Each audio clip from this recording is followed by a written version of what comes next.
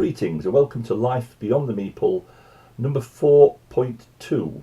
In my earlier programme, I spoke about a game called Port Royal and how we played it wrongly, and yet had a good time. Even though we weren't playing by the right rules, twice I've played this game with different groups of people, and the experience has been a fun one. But it's been different from how the designer originally intended the game to be played.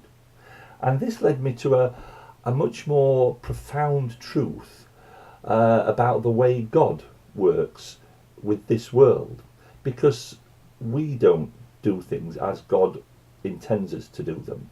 You've only to pick up a newspaper or turn on the television to see the terrible ways in which we hurt one another, we cause suffering, we cause pain, and this is surely not what God intended. And yet somehow God can bring into being good that would not have been there if it hadn't been for that evil. It's a strange mystery and a strange paradox. It's perhaps illustrated in real life by the times of war. 100 years ago, we are now celebrating the start of the First World War. And both world wars were horrible experiences that I'm glad I never lived through and wouldn't want to live through.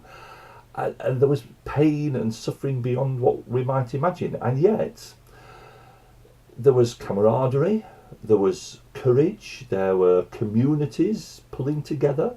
And I've come across people who in their old age would look back to the times of war as good times, the best times in their life. Something good came out of it. Now, without wanting to minimise or downplay the extent of suffering, and without wanting to take away the fact that suffering is bad, it's evil, it's wrong, yet God has this mysterious and wonderful way of turning evil into some good, bringing benefit to people because of it. Of course, the obvious way he does this, we believe as Christians, is through the death of Jesus, which was a terrible, a great tragedy and great pain, and yet tremendous good came out of it that wouldn't otherwise be present in the world. The best way I can try and sum up what I'm trying to say is not in my own words, but I'm going to leave you with some words of my favourite author, J.R.R. Tolkien, in his book, The Silmarillion. And this is part of his creation narrative.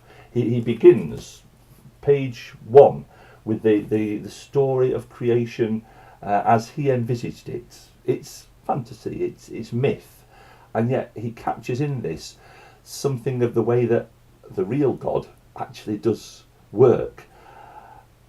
Ilúvatar called together all the Ainur. They are like lesser gods or angels, if you like, though that doesn't quite do them justice, and declared to them a mighty theme, unfolding to them all the things greater and more wonderful than he had yet revealed.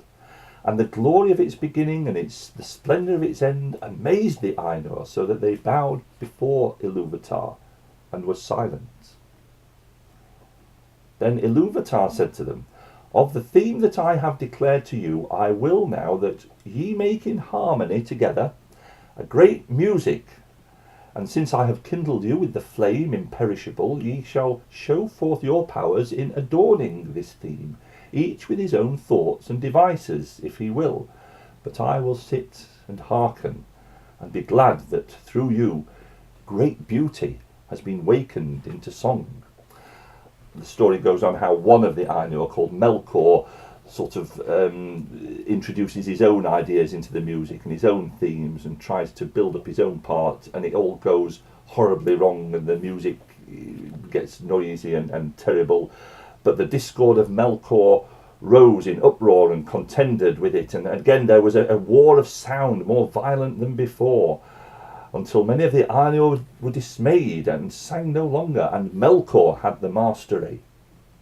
Then again Ilúvatar arose, And the Aino perceived that his countenance was stern, and he lifted up his right hand, and behold, a third theme grew amid the confusion, and it was unlike the others, for it seemed at first soft and sweet, and a mere rippling of gentle sounds in delicate melodies. But it could not be quenched, and it took to itself power and profundity, and it seemed at last that there were two musics progressing at one time before the seat of Iluvatar, and they were utterly at variance. The one was deep and wide and beautiful, but slow and blended with an immeasurable sorrow, from which its beauty chiefly came. The other had now achieved a unity of its own, but it was loud and vain and endlessly repeated, and it had little harmony, but rather a clamorous unison as of many trumpets braying upon a few notes, and it essayed to drown the other music by the violence of its voice, but it seemed that its most triumphant notes were taken by the other and woven into its own solemn pattern.